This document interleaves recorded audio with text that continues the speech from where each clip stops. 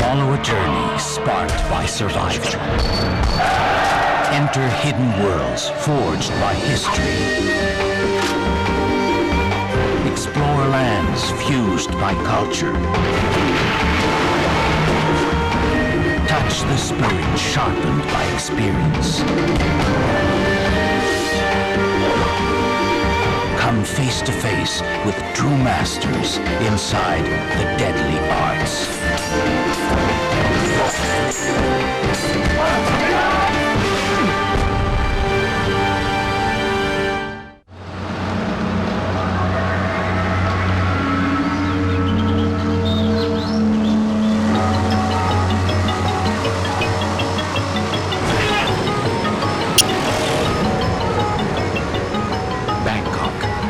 City of Thailand. A city of contrasts, where the past and the present fight for space, where the pace of ancient tradition clashes with the frenzy of modern life.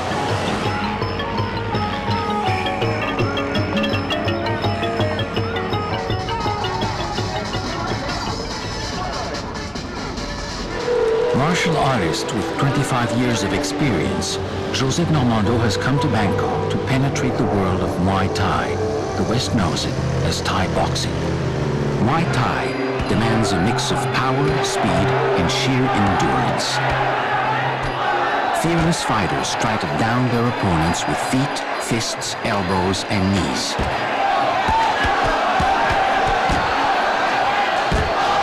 I guess the biggest concern I have coming into Bangkok is to be able to make it through. It's going to be intensive training with professional Muay Thai fighters. Muay Thai has ancient origins, perhaps 2,000 years old. To truly understand it, Josette will have to live and breathe Thailand's history and culture.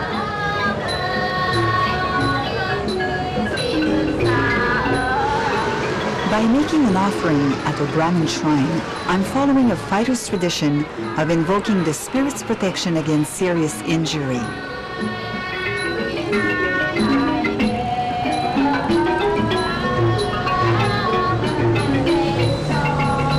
But before I can reach the essence of Muay Thai, I have to win privileged access to its masters. To earn their trust, I will have to prove myself willing to endure rigorous training and pain.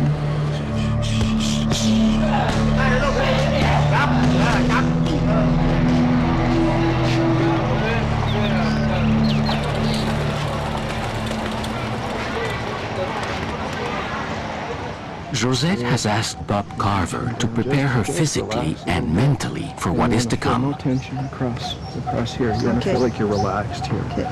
So the difference, classical form, you want to keep your shoulders down. Tang! As head of the Muay Thai Association of Canada, Carver is Josette's passport to the closed world of the Ajarns, the masters of Muay Thai. Across, pass. Good. Yeah, that one's better. Good.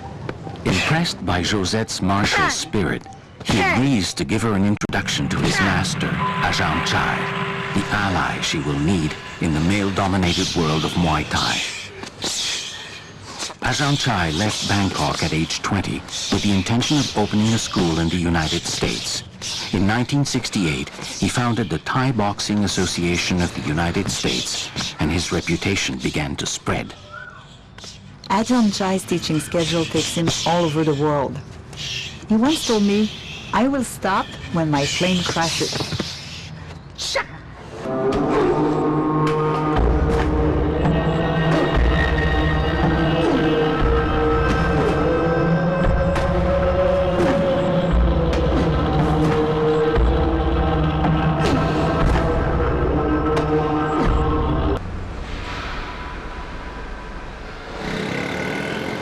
Bruising training finally brings Josette to Wat Po, one of the most visited temples in Thailand and home to the famous reclining Buddha.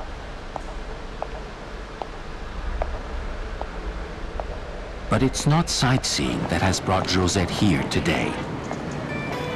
Wat Po is also home to an equally famous school for traditional Thai massage. Massage is an essential part of Thai culture. Traditional Thai massage parlors are easy to find in Bangkok. The girls giggle because my feet are totally wet. They don't run across many women practicing Thai martial arts nowadays. Given what's ahead of me, a good foot massage is not a luxury, it's a necessity.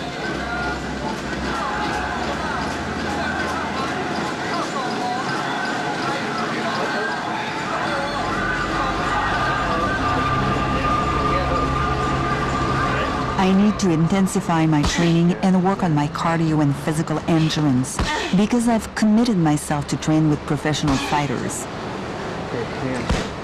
Come on again. Good, hands up. This will be the biggest physical challenge of my journey, perhaps my life. I'm going to train with male fighters between the ages of 16 and 26. I'm old enough to be their mother, but there is no turning back now. Go. Good.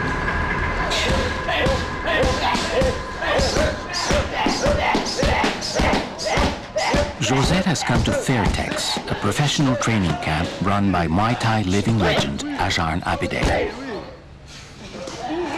The top Fairtex fighters live here year-round, some with their families. To fulfill their dreams of glory in the ring, they train 6 days a week. For teachers, trainers, and fighters, Muay Thai is a way of life. The camp's goal is simple: make champions.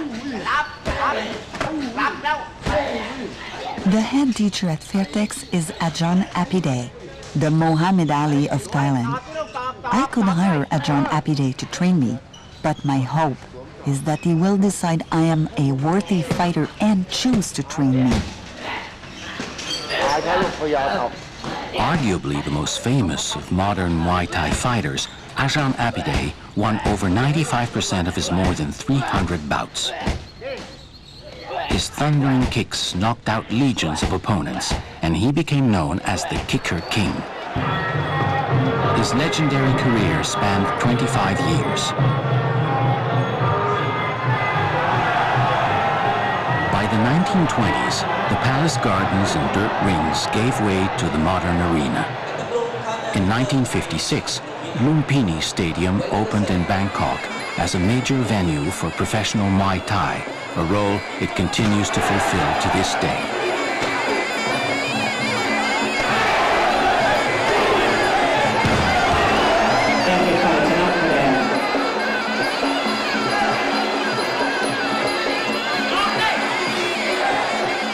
Each week, there are hundreds of Muay Thai fights all over Thailand, and fights are televised 4 and 5 nights a week. Like professional football, it's now big business.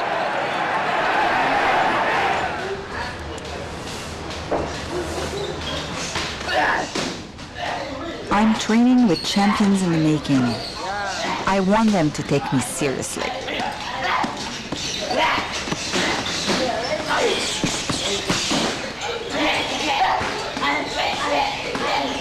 With the exception of the modern pads, gloves, and protectors, fighters train the way they have for centuries.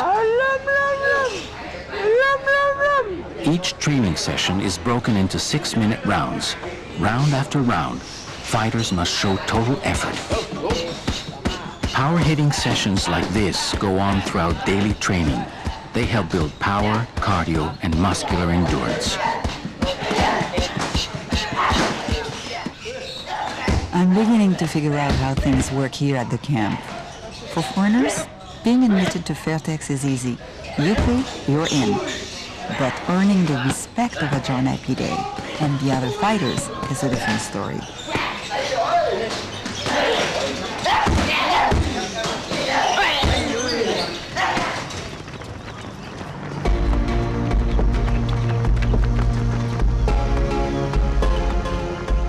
Josette's intensive workout starts every morning at 6 o'clock with a 20-kilometer run. For several days, a fever of over 39 degrees Celsius has jeopardized Josette's training regimen. Dehydrated, she has even had spells of delirium.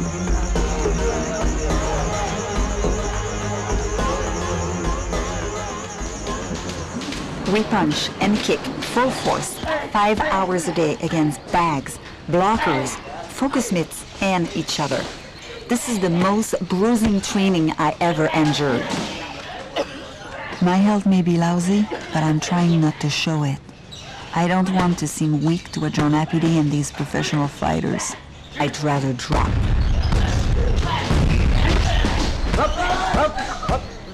I've heard it is said that even today, Thai soldiers will offer bribes to fight on the front lines.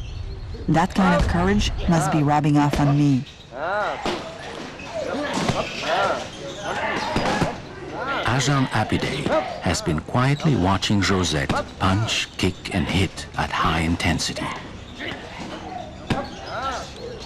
Now, Muay Thai's Hall of Famer starts showing an interest.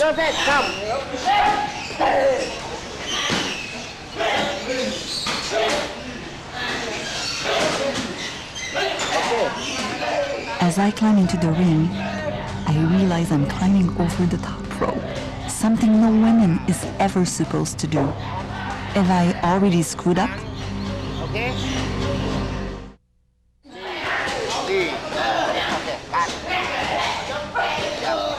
Josette has endured grueling training at Fairtex, a professional fighter's training camp. Despite a fever of over 39 degrees Celsius, she refuses to quit. She has been hoping all along that former Muay Thai champion Ajahn Apide will take an interest in her. When he finally does, she is on her last legs. Very good. Good. Kick. Oh, beautiful. Finally, I am in the ring with Ajahn Apide. This is it, the climax of all my training in Thailand. Nothing is going to escape his attention, but he's very encouraging. Beautiful. Yeah. Kick. Beautiful. Okay.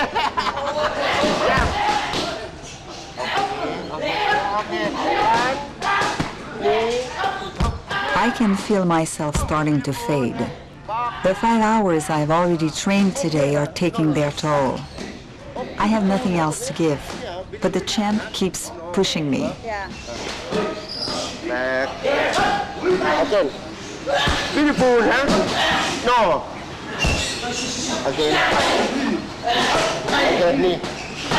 Okay, oh, beautiful. Okay. One. Lesson number 5. A great teacher will help you rise to heights you thought you could never reach.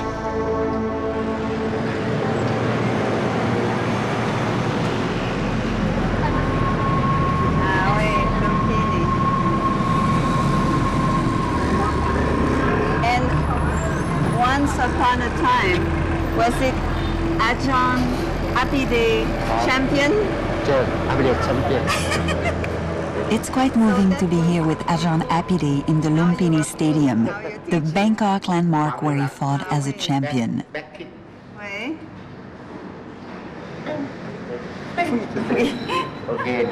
And I am warned, don't step into the ring. In this building, the sacred shrine of modern Muay Thai, the ring is the altar. Women are still forbidden to enter the ring. And I know not to even put my hand inside the ropes. The smell of camphor fills the air. It all reminds me of when I used to compete in karate. This is the first chance I have to actually watch fighters tape their hands and build up their knuckles before putting on the now mandatory gloves.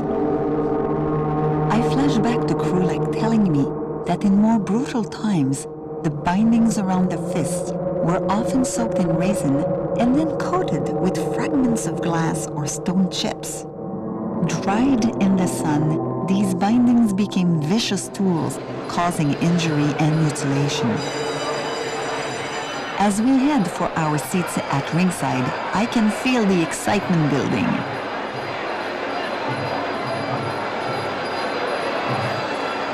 Watching the Ramway unfold, I'm reminded that avid gamblers insist they can tell who will win just by watching how well a fighter performs this ritual. Having chosen a winner, a frenzy of betting begins in the stands across from me. At the sound of the bell, I feel myself tense as the first of the two Fairtech fighters that I became friends with at the camp engages his opponent. My friend is the one in the red shorts. He and the other fighters seem pretty evenly matched until...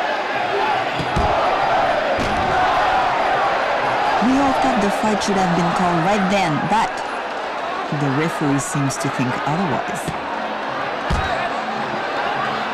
The pounding keeps going, back and forth.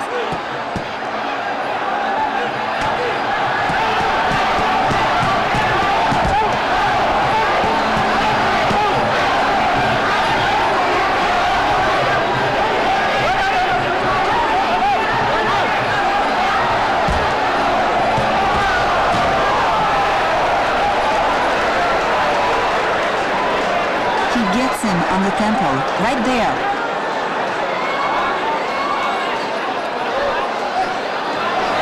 The level of endurance of those guys is absolutely unbelievable.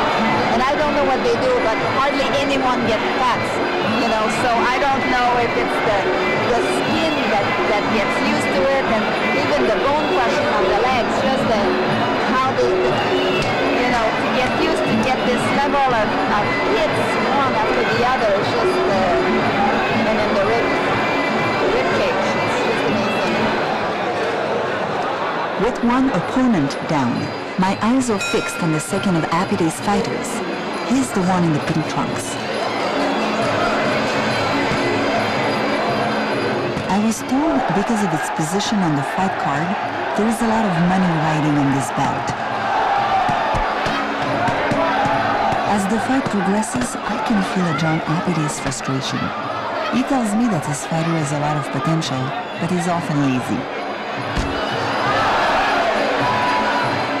But this time, he rises to the challenge.